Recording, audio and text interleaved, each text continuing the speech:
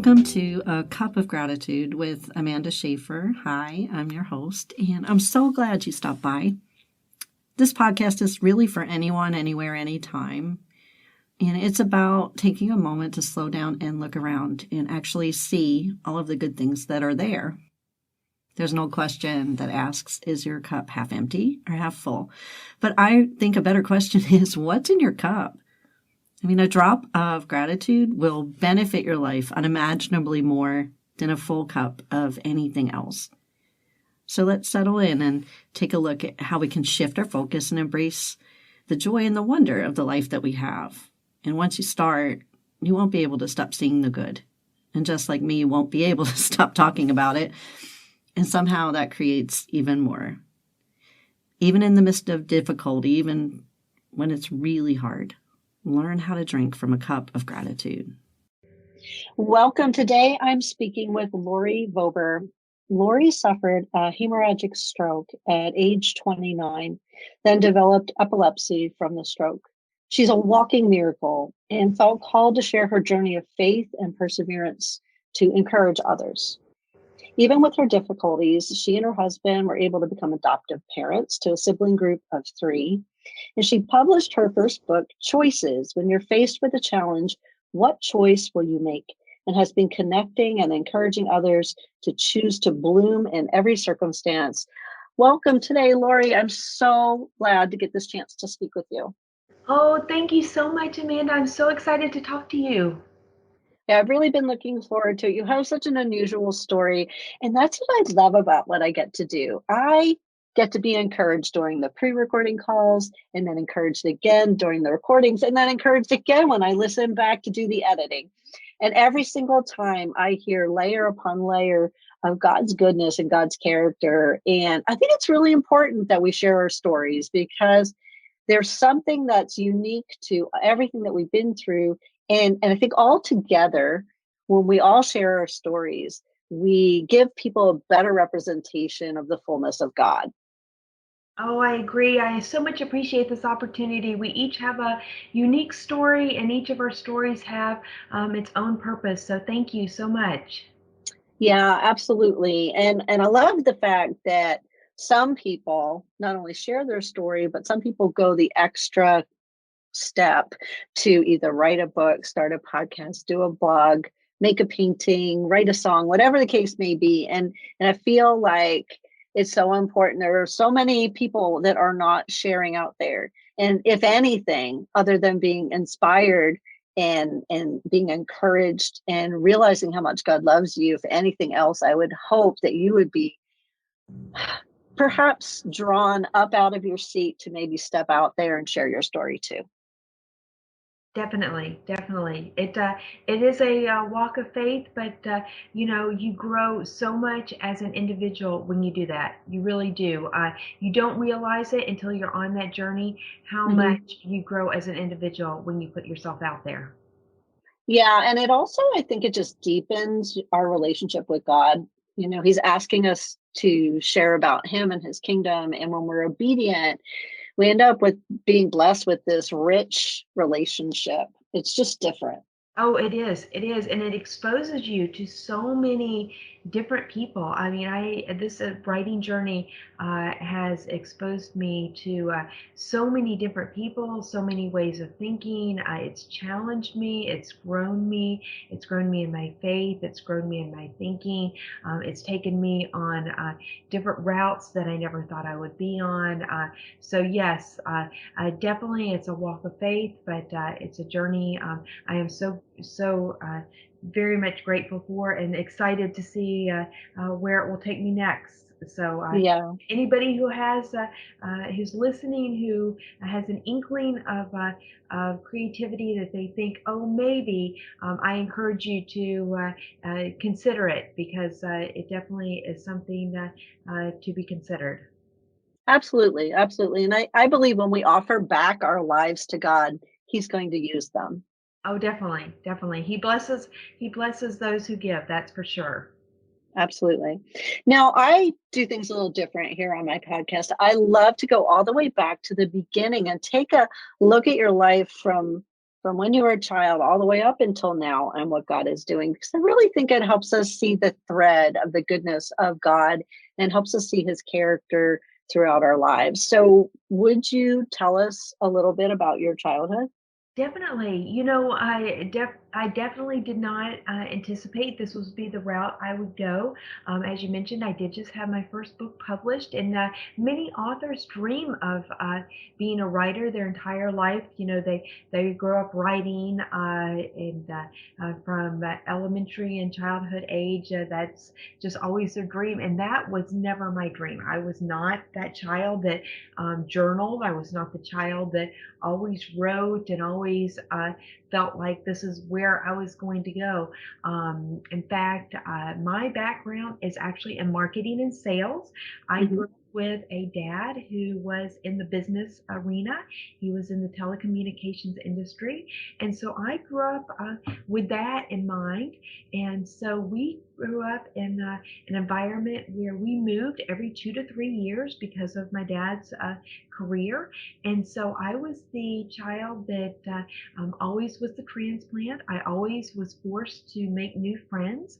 I grew up on the East Coast. I was born originally in Atlanta, Georgia, but moved every few years around the East Coast. And we went to church, but I never really understood the full message. It was usually in Methodist or Presbyterian churches. And so I grew up in that background, but I never really understood or heard the message of salvation or had a personal relationship with God until we settled in our high school years. And then we finally settled in Texas in high school. So we moved around the East Coast up until high school and finally settled in Texas during my ninth grade year. And that's when I finally actually called Texas my home. Texas has a unique spirit, and the people have a very warm and welcoming personality. Not that all the other places I lived didn't, but it was just a wonderful, unique place, and I felt home there more than I had any other place. And maybe it's just because that was the state that I stayed in longer than any other place. I don't know. It just became more of a home to me than any other place. So that's People are really friendly there. I've only visited for a few different things, and there's just a welcoming, homey feeling about that place. Now, you moved a lot. I did. How do you think that affected your personality? Were you outgoing or were you a little more timid?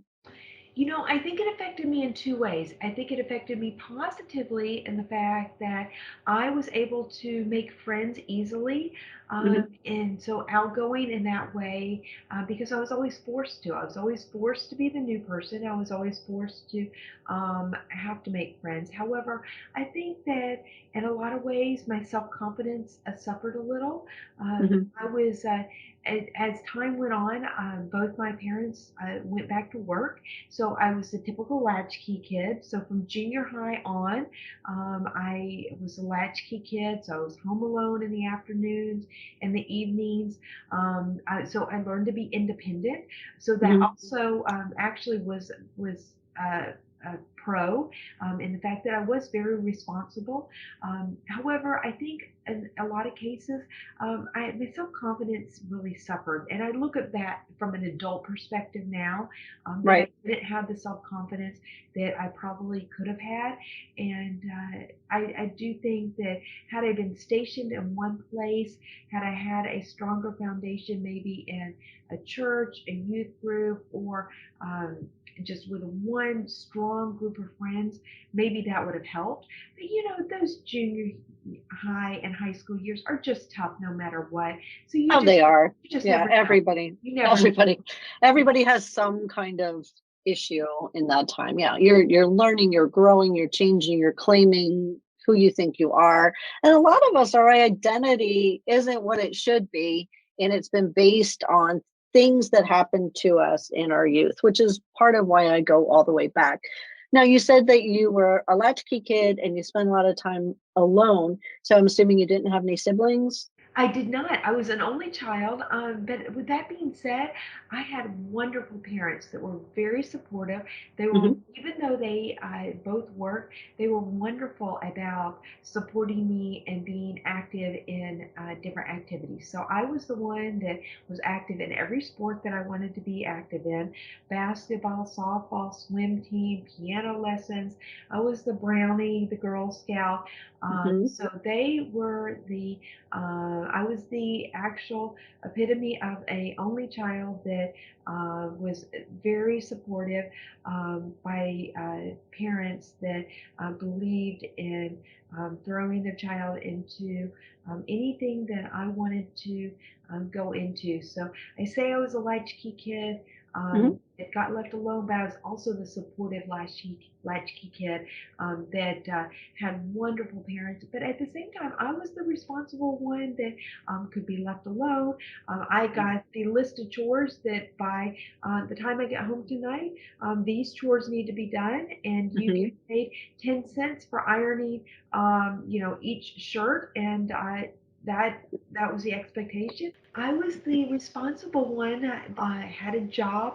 When I was younger, I babysat, and then when I got older, I was able to drive. I had a part-time job, so I was very active and very responsible at the same time. So I'm very grateful for my parents instilling those values in me, and also for what they did. That they not only they had their jobs and they had their responsibilities, but that they poured so much of themselves into me. Yeah, And they sound like wonderful parents, and it sounds like you had a lot of really great structure. I On did. one hand, you got kind of maybe pulled out of your comfort zone in that you didn't have somebody else in the house all the time, but when they were there, they were very supportive and they did give you the structure of chores and responsibilities and all the good stuff that parents should do. And I think that's wonderful.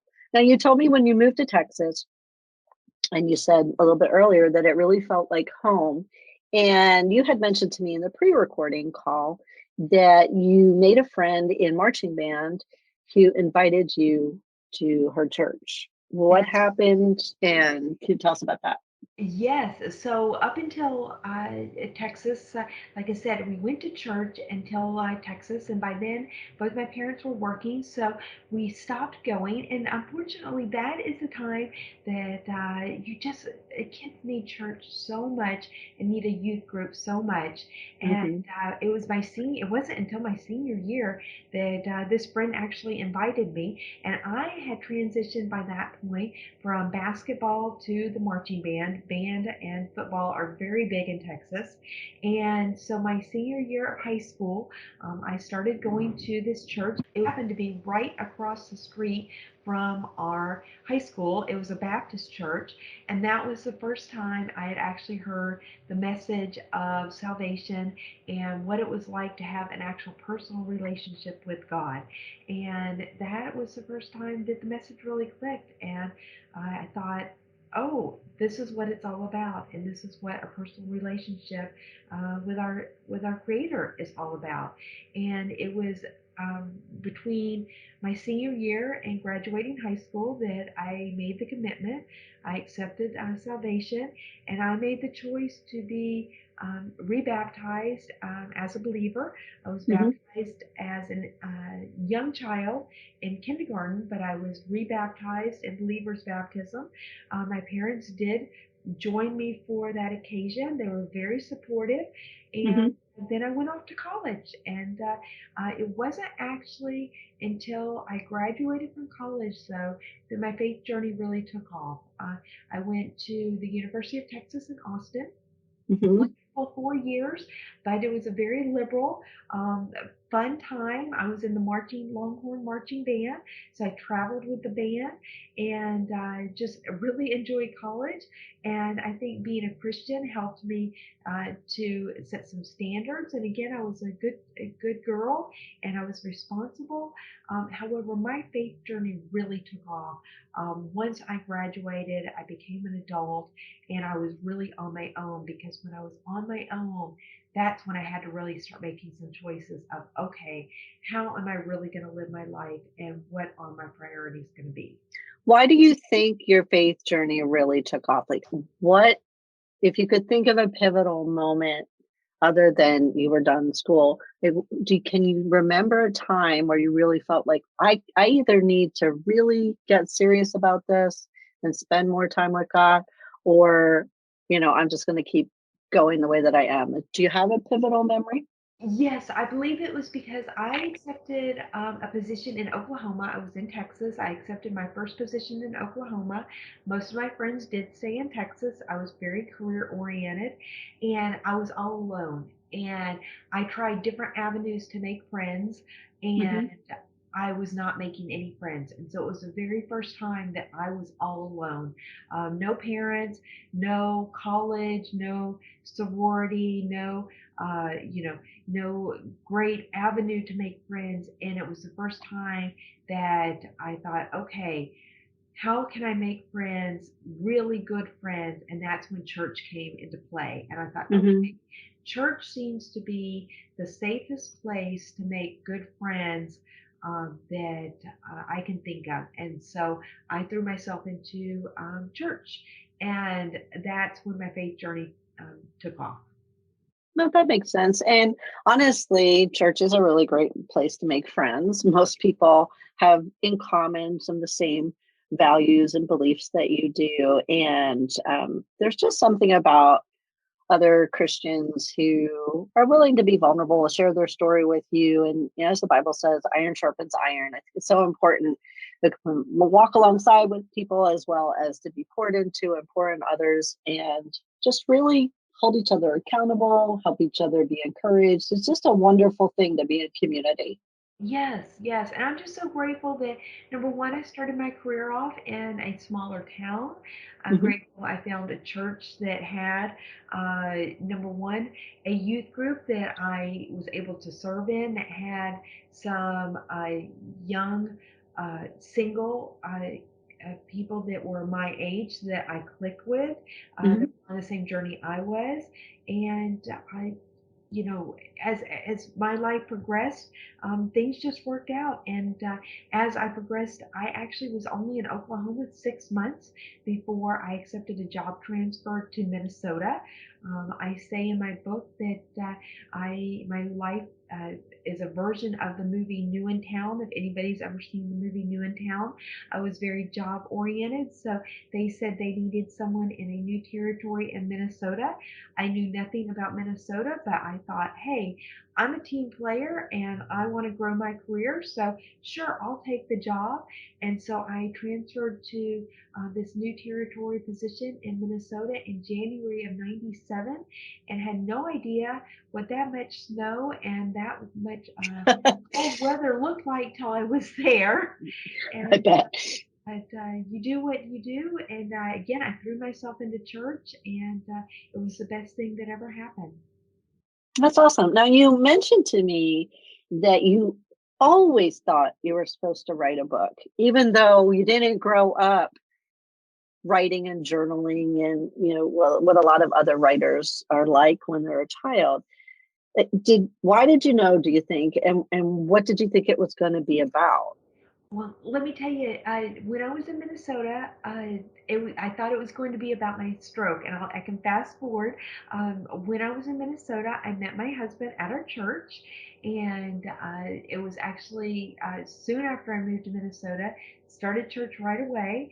Met him. We were only dating 6 weeks when he popped the question, and Wow. I was not happy actually in Minnesota. It was so bitter cold. He knew I was actually thinking about going back to Texas. He was building a house and he thought, well, this will be one way. Hopefully, I can keep her in Minnesota. I'll ask her to marry me and we'll see how it goes. And it did keep me there.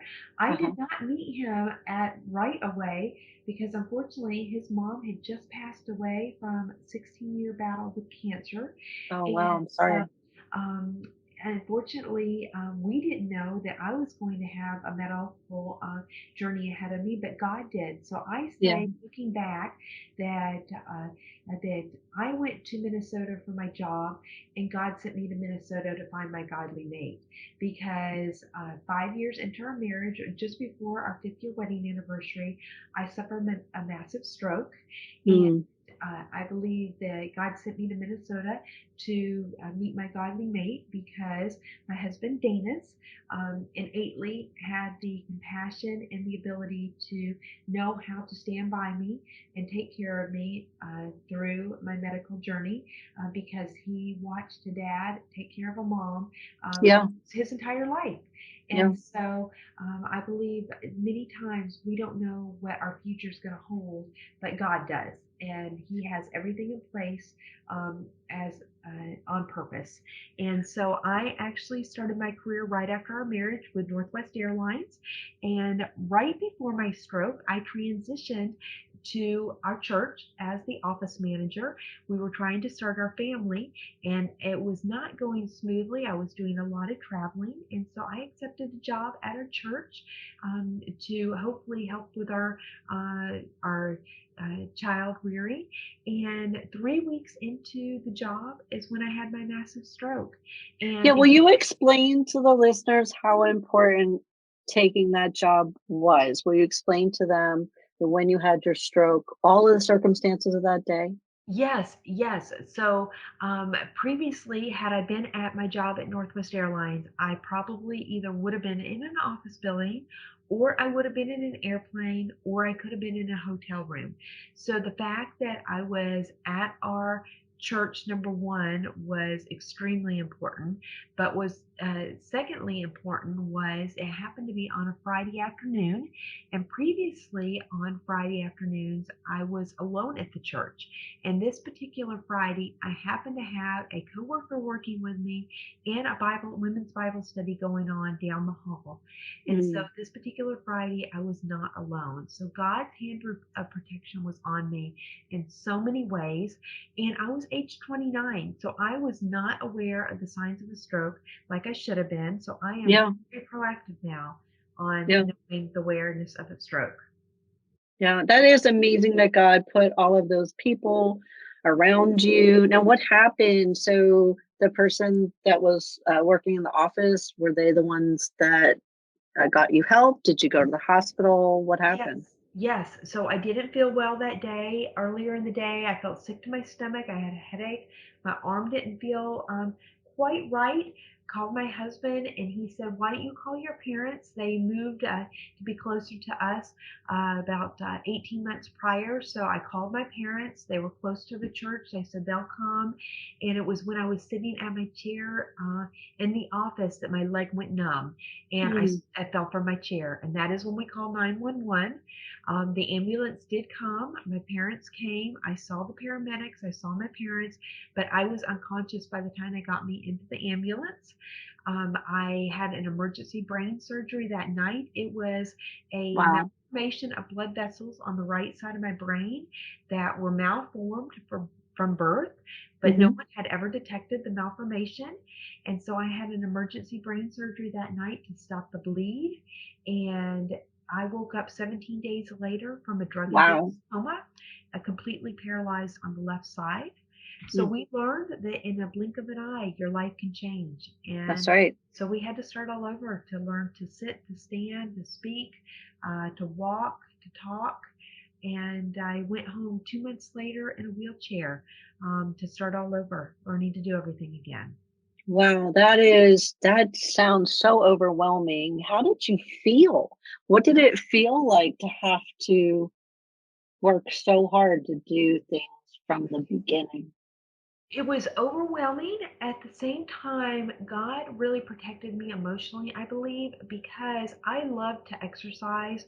Mhm. I always did exercise, and so I think God protected me from the beginning emotionally, because I looked at this from a rehab standpoint, and Right. from the very beginning, for some reason, I got in my mind that if I could rehab hard enough, if I could persevere exercise wise hard enough, somehow I was going to beat this. And I don't know if how I got that in my mind, I attribute it to God, but for some reason, I just kept thinking, if I can just push through Yeah. and keep exercising, somehow this is going to work out. Now, the fallacy is you cannot rehab hard enough to completely get it back. I still have a disability today, Right. but I got a lot back. And I'm thankful for that because it could have been a lot worse. And he protected me, importantly, emotionally. And I am so grateful for that. Yeah, that's powerful. That's powerful. And God can do that. He can protect us and he can give us peace in places that we couldn't have on our own. And Oh, yes. he can even make us forget things if we need to. It's just really wonderful how he works in your life. Could I ask you really quickly, and we didn't plan to do this, but you said something that was really important. You said I was young and I didn't know the signs of a stroke. Now, I only know because I work with take care of my elderly parents, and I worked with the elderly for years. Could you quickly just give what are some of the signs, just so that people, maybe they'll hear it today and they might not have known? Definitely. So there's Ackerman's.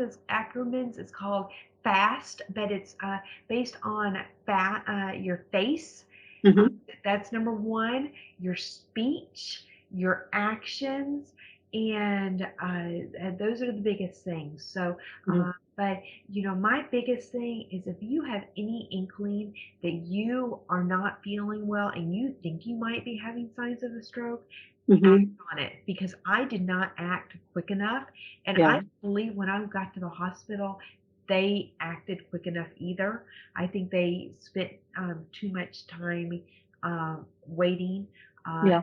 and a lot of times we just don't act because we don't know.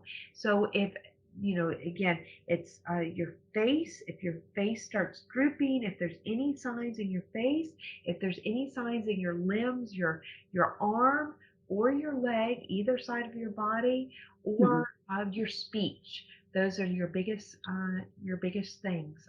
Yeah. And if you're with somebody and they're having trouble talking or something starts to seem off, ask them to smile, see if one Yeah, side moves on. Ask them to try to hold their arms up. You can be proactive and helpful. If somebody doesn't seem quite right, you can be the one, even in the room, that helps them seek help. And you know what? It's better to go somewhere and find out you're okay than it is to not go. exactly. Yeah. And there are two types of strokes. Yeah. There's ischemic strokes and hemorrhagic strokes. Hmm. And I unfortunately had a hemorrhagic stroke, which is only 13% have the hemorrhagic strokes. And unfortunately, I was one of the 13%, which Wow. is the deadliest type of stroke. And so although I have a disability today, I am so thankful to be where I am and to be alive. I am very lucky and blessed to have not only have made it as far as I have, but to have Yeah. recovered and be as independent as I am. And I don't take that for granted at all, at all. It's obvious you don't, and it's awesome that you're sharing and you're helping others as a result of what you've been through. Now, at one point, you said you went to the doctor and they found a cyst and they did Yes, tests. they did. And so, and I'm sorry I didn't answer your question. I always thought that if I wrote a book, it was going to be on my stroke. And Hmm. so when I did write my book, it actually is on all the challenges we've gone through. It is on my stroke. It's on epilepsy that I developed from the stroke. It's on our job losses that we've gone through. It's on our parenting. We became adoptive parents 8 years post stroke. It's on adoption. It's on just in general, because it doesn't matter whether you're faced with a medical journey, a disability. We are all faced with challenges in life, and that is what That's my right. book is based off of. And the message is that life rarely turns out exactly how we pictured it would. And we all have Hmm. a picture in our mind of how our life's going to turn out. And we all face challenges, big or small, but it's how we react to the circumstances and the choices we make that really matter. And that's how this whole book actually turned out. And that's why I named it Choices. When you're faced with a Hmm. challenge, what choice will you make? And so I just Yeah. want go back and revisit that question of that's how this book really turned out. Is it was actually a culmination of my whole life and how I turned how this whole venture and journey has turned out, and it continues to turn out. And as my book was actually being published this spring, I went to a doctor as a routine visit. They found a cyst. They thought, based on blood work um, and an ultrasound, that it was going to be ovarian cancer. And based on my husband's journey with his mom, that Mm-hmm. happened pretty quick. And we had just met our new next door neighbors that said that she was a nurse at the Cancer Centers of America, which is literally 10 minutes from our home. So I Wow. contacted her and said, okay, I know I just met you, but you said you worked as a nurse at the Cancer Centers of America, and this is the diagnosis I just got, so can you please help me? And she said, well, I tell you, I happen to be one of the scrub nurses for the gyno-oncologist at the Cancer Centers of America, so this is what you need to do. And so Wow. I was set up immediately with a whole round of appointments. I had my book published in March. I had a full hysterectomy and an appendectomy in April. My cyst was benign, Mm-hmm. thankfully, and cancer free. But I do volunteer now regularly at the Cancer Center with patients. I teach a creative writing and journaling class, and I teach cancer patients how writing can be a tool for them to help them in their healing. And I just remember how lonely my medical journey was with stroke Mm-hmm. and epilepsy, and Mm-hmm. try and be there to connect and support them any way they can in their journey. I love that. I love that our lives should be just that, an overflow. We receive, we find the goodness, we choose to look for the good things, and we overflow that to others and help them to do the same. It's why I call this podcast A Cup of Gratitude. I learned how to choose gratitude, how to choose looking for the good in one of the worst times of my life. And I think that we all get that choice. You know, the Bible says you can choose a blessing or a curse. And the way God made our brains work, my daughter is a therapist, and he created our brains so that whatever you choose, if you choose good or you choose bad, you create a neural network. And the more you choose it, the easier it is to kind of ride down that road. And eventually we become expectant for whatever we're choosing. So I think it's so important. Choice is definitely what we have. You know, God gives us a life, and we choose him or we don't choose him. We choose to look at good or we don't choose to look at good, you know, and we can choose to be bitter or angry or upset. You people would have said you had every right to choose those things, but you didn't. You chose to see the bright side and the goodness of every one of the situations you've talked about so far, and they've been really difficult. Oh, well, thank you. Yes, there's a two sides to every coin, and a way you can look at everything. And I agree. Life is short, and I have found that by serving and helping others, bring you so much joy, and it can also bring you so much hope, and it can also Yeah. help you to evaluate your own circumstances and helps you count your blessings. That's absolutely right. And we're supposed to love the Lord our God with all our heart, mind, and soul. We're also supposed to love others as ourselves. And Yes. and you're doing that. And some people do one or do the other. We need to do both. It's the same commandment. you Yes, know, yes. yeah. When you said both sides of one coin, I was like, oh, they're both sides of one coin. And he said that's the greatest commandment. So I see that in your life. I see the love. I see the overflow. I see your extension of what you've received and sharing that and gifting that to others. Oh, thank you. Now you ended up and God provided, like, how miraculous that your neighbor happened to work at a place where you needed answers and she got them for you, and happened to work for the oncologist. It's just crazy how God provides. Now, you ended up with a physical therapist that you told me about who was renowned for her heart and stroke and brain injury research. She believed that the brain could relearn. How did she help you? Oh, she was phenomenal. It is a therapy clinic here in Phoenix. It's called Swan Rehab. And I actually had my stroke in Minnesota. My husband lost his job with the airline industry based on September 11th in the aviation slowdown 2 months after my hospital discharge. So that is how Mm. we ended up in Arizona. And so I say God provided my husband a job here in Arizona, but he provided me an amazing recovery and rehab path because as soon as we got here, I found Swan Rehab and Dr. Kay Wing, and I was one of her first patients. And back Wow. in Minnesota, and back in 2003, it really was the philosophy that if you do not recover within 6 months, go off Hmm. and be happy and live your life. And I was not going to be happy at that time at age 30, living my life in a wheelchair and with half of my body in paralysis. And Dr. K. Wing had at that point had a lot of experience in the neuro rehab world, both Hmm. at St. Joseph's Hospital and at several universities. And she had opened her first rehab facility to help brain injury and stroke patients.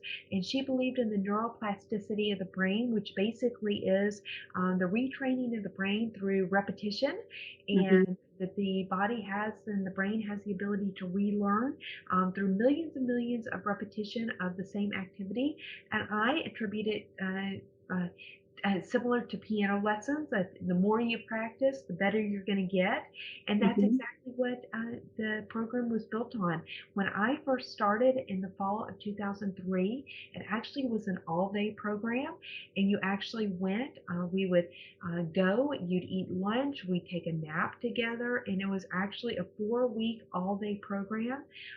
It's changed a little bit over time and over the years. Some people still go all day. Some people just go half days.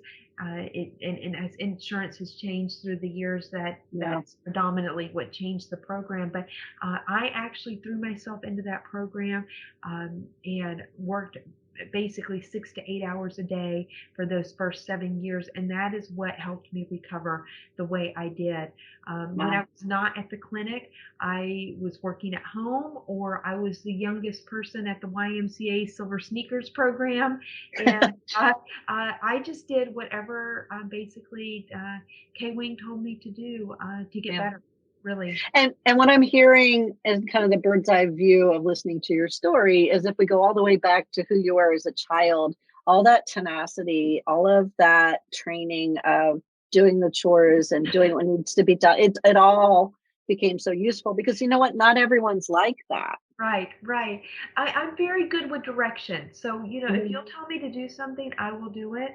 So Yeah. I'm very good with give me a guidelines, give me a blueprint, and Hmm. put me in that direction. And in fact, I'm going on 20 years post-stroke now, and I'm still to this day avid in the rehab world. And I speak to stroke support groups now, and someone asked me, when Awesome. will you know you're ready to be done? And you're never ready to be done. Hmm. You Hmm. will always have it in the back of your mind of having a disability. You will always have it in the back of your mind of what's the next piece of equipment. There's a stroke camp coming up in November that I will attend, and I attended the same stroke camp 15 years ago, so I will be going back as a patient 15 Hmm. years later. It's 6 hours a day for 3 days, and I'm sure my body will not do as well 15 years later as it did before because I'm 15 years older. However, I am so excited to learn what they are going to teach me now, 15 years later, Right. that Right. I can learn. So it's never ending, and that's just the mindset you have to have if you want to continue to get better. Oh, absolutely. And I agree with you 100%. And it's a really beautiful thing. And it's funny you equated it to learning how to play the piano, because what was going through my mind when you were talking about keeping at it and keeping at it and continuing to go back is that when I was a little child, I have these memories of my grandmother.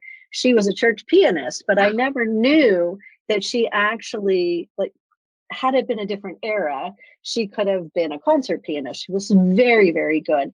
And she had in her dining room, there was an organ and there was a piano. And so when you would go to stay there, you'd wake up to hearing her practicing. And she continued to take lessons all the way up through into her aging years and continued always to want to learn new things. And that's what it was reminding me of. She didn't just stop because she got it. And she begged her dad to give her lessons, and she just had a desire for it, and she never stopped. And it's one of my best memories is waking up and you'd go there to stay over for the weekend to hearing her play. Oh, that's such an awesome memory for you. Yeah, but it reminds me, you just keep learning, keep learning, keep learning. And I love that that's your attitude towards your recovery. Because you know what? Most people be like, you know what, I got a lot back and I really have done so well. I'm done. Right, right, right. I Yeah. had the opportunity to attend a special expo this weekend, an abilities expo, and talking to other people that had both disabilities and stroke patients. One of the Mhm. biggest things was apathy. And I am so thankful that I did not fall into the category of apathy and have Yeah. apathy, because that's such a dangerous category. Because when you have that attitude of apathy, you can go nowhere. And so, as long as you have an attitude of perseverance and Hmm. positivity, you can do so much. And so, I encourage your listeners to keep up. You can do so much with an attitude of gratitude and an attitude of positivity and an attitude Hmm. just what's the next thing. And so that's so Absolutely. important. During the pandemic, you told me we had been talking about our experiences during the pandemic. Everyone has a story of how life was different. And you said you took your Bible study that you were doing on to Zoom, Yes. and kind of in a moment, your whole life changed. Would you tell us a little bit about that? Yes, yes, actually, and we're about to start again, and I'm continuing that Zoom, and it's interesting. Awesome. We're back in person, and I'm still continuing that Zoom, because even though so many people are back in person, there is still that need. So what That's right. happened is I was a Bible study leader, and for in a women's ministry, and but when COVID happened, I took my group on Zoom to be safer, and for our needs and our medical needs. And it was during that Zoom that I really heard God's voice say, "It's time to write your story." And Mm. I contribute that to me starting to write my story. And I'm so glad that we were in that Zoom environment, that I heard His voice, because I think if I was at the church, I might have missed it, Hmm. just with all the craziness that goes on when you're, with surrounded by more people. But Yeah. what I'm so thankful for is the Zoom and the technology that came about during that time, because I have continued that Zoom. And I don't know that a lot of people realize how important that technology and that Zoom is, and that support basis is. But because on my medical journey for so long, I was unable to connect and support with others. Yeah. I'm so passionate now about offering that as an avenue to people that can't get to a physical location. I just think, even though we're somewhat out of the pandemic, and things have opened back up, I think if you can be in a community and you can be with other believers, it's really, really important for you to physically be there. Hmm. But if you can't, I offer that Zoom option, because I think it's important to connect with other believers and have that support system no matter what. So I offer Absolutely. as an alternative. That's wonderful that you do that. And honestly, I learned from moving and taking care of my parents and not being able to do a lot of things before we had vaccines and having to be super careful. And that's how I ended up doing the podcast, because I couldn't go to book signings, I couldn't go speak in person, but I wanted to share the gospel, and God kind of led me to doing this. And somehow He's taken it all over the world, which is amazing to me. I believe that I will never stop doing things online, even though I can now do some things in person. We're reaching people who have been unreached, or people who cannot go somewhere, like you said, and people that are stuck without connection and community. They need that connection. And so keep on doing it. I think that's wonderful. Thank you. Thank you. Now, what do you think is next for you? Like, what are God's plans? Most of us who have already done something have what I like to call kind of like a back pocket list. It's this list of things that I know I feel a passion to do, or I feel like God would like me to do, but it's not the time right now. Do you have any things like that? There's a couple things. Number one, I am working on my second book, so it's going to be a 31-day devotional. So I am working on the editing of a second book. So Mm-hmm. I'm slowly working through that. I would absolutely love to do my own podcast one day. That is a future goal. But my specific goal for that podcast would be right now more towards the stroke survivor community, and giving Mm-hmm. a voice to those in that community, so that they have a place that they can share their story. That's And awesome. so that's one dream and goal that I have. And then just continue my volunteer within the stroke community and the cancer center community, Mm-hmm. both as an author and speaker, and just continue as God leads me. So my schedule is busy, and He's taking me on a journey that I didn't expect, and so I am just trying to keep my eyes wide open and Mm-hmm. go where He's leading me right now. That's awesome. When is your second book due to come out? Do you know? I do not know. Right now, I'm in the editing process. I've been working with a coach and Mm-hmm. got a lot of good feedback. So, my next step is to determine what publisher I want to go with. Mm-hmm. I did what's called hybrid publishing this first time, and now I'm trying to decide how I want to publish the second one. So, I'm Mm-hmm. hoping sometime in the spring to fall of 2023, this next book will come out. Awesome. And I know what the editing process is like. So yeah. I was in a hurry the first time the first book came out, and I am Mhm. just taking my time this next time. I have a lot of wonderful opportunities, and I'm busy with all Mhm. my volunteer opportunities. So, I'm anxious to continue the process, but I've learned to slow down and Mhm. be more in His timing. And I don't want it to be a 5 to 10 year process, but it will come when it comes. So Yeah, but his timing is ultimately what we need to be in, because his timing is beyond perfection, really. People say his timing is perfect.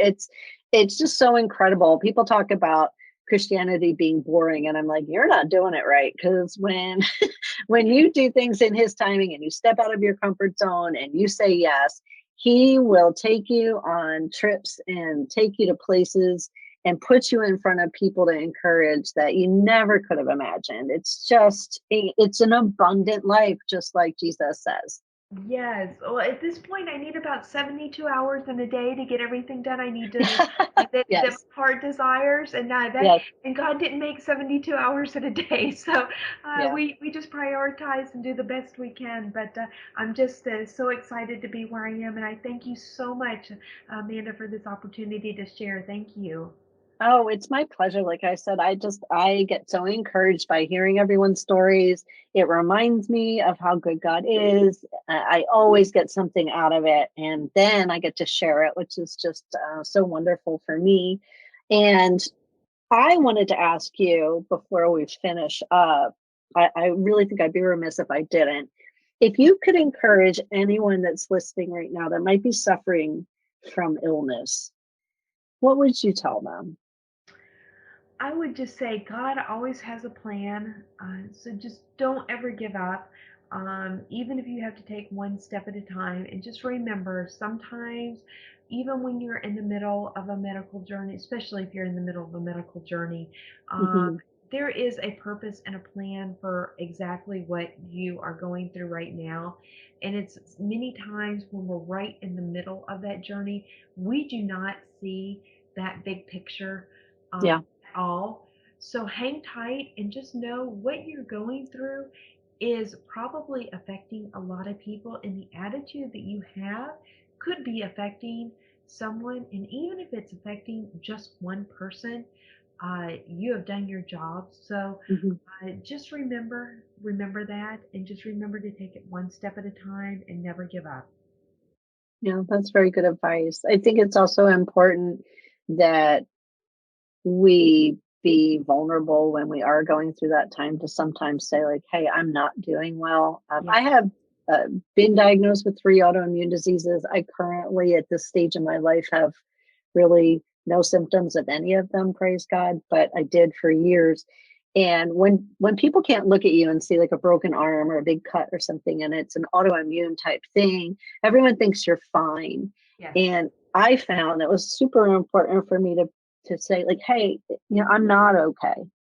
I'm not okay. And then other times to say, I'm not okay, but I I know God is with me. And like you said, just to try to have the best attitude you can, because people are watching, and it's a very tricky balance being a Christian and suffering through illness. And certainly I can't even imagine what you went through, because I just had a period of time where I had to deal with brain fog, which was really debilitating in that I couldn't do the simplest things. I couldn't read off a menu. I was saying the wrong words. I, couldn't really feel connected to people that I was in the room with. I remember going in the bathroom and crying after I would talk to my son because he was little and I didn't feel like I was in the room with him. And I felt like it was never going to end. So I so admire your tenacity and your courage to just keep on going and keep believing, because that was only for a couple of years for me, and I can't imagine all that you went through. No, thank you. And I tell people, especially at the cancer center, because that's just where God has planted me right now. Um, Hmm. one of the reasons that drives me to connect and support others that are going through a medical journey is I just remember you can be surrounded by loving family members and friends Hmm. that are trying to help you, but they may not understand because they're not going through the same Hmm. medical journey. And I get that, and I get that it can be lonely even though you're surrounded by many people that love you and care about you, because I was right there. And Yeah. for many years, my support system were my therapist. They were my mental support system, they were my social, and they were my physical, because they were the only ones that were within my world that even understood. And it sounded silly to say I'm going to therapy and that's going to be my social outing, but that Hmm. really was my everything, because they were the only ones that could really relate to Yeah. anything that I was going through. And that's the reason I love doing what I'm doing, and that God has planted me in the position to understand. And I'm so grateful that He has shown me that that I have a purpose in the challenges that I have gone through. Yeah. Not everybody can understand, and so if I had the advantage of I say now that I had the advantage of having a physical disability, because those that have a mental challenge have an even harder than I do, because they people can't see that. And I Yeah. did not realize until um, I had children now that are my adopted children that do face mental challenges. And it's not until I walk the mental challenge road with them that I understand how much harder it is when you do have a challenge that people Yeah. can't see. Yeah. It's even harder. So we all have challenges, and we just need to learn to love each other and help each other to the best of our abilities.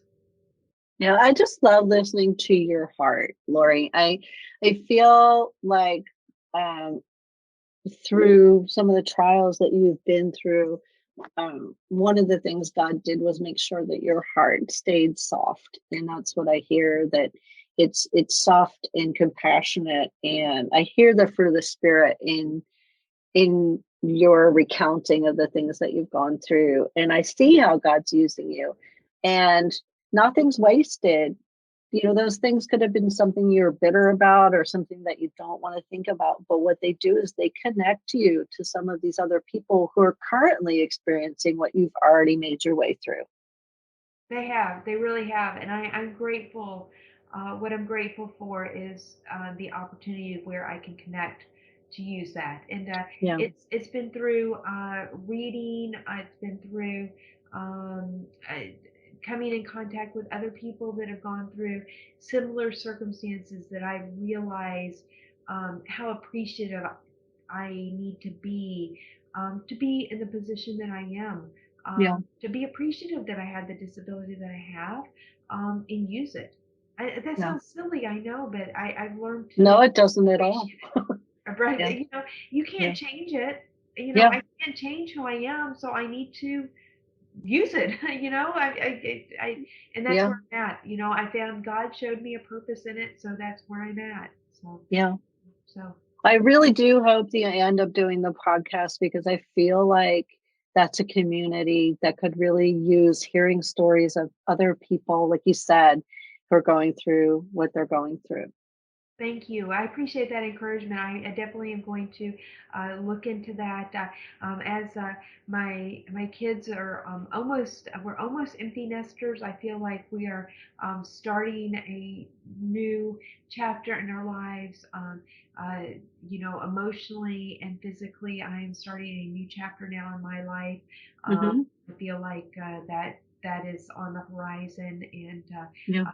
definitely God has planted some amazing contacts, you yourself, as well as others that have helped me with the ability to network in the future. I know, Mm-hmm. and again, it's like the writing journey. I never in a million years, I had no idea what a devotional was a couple years ago, let alone what a podcast was. Not to even think that I would even want to do my own podcast. Right.